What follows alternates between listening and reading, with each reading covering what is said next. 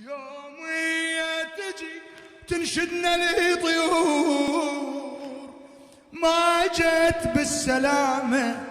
لو يدرن بضلعي الزهرة مكسور ما طارت حمام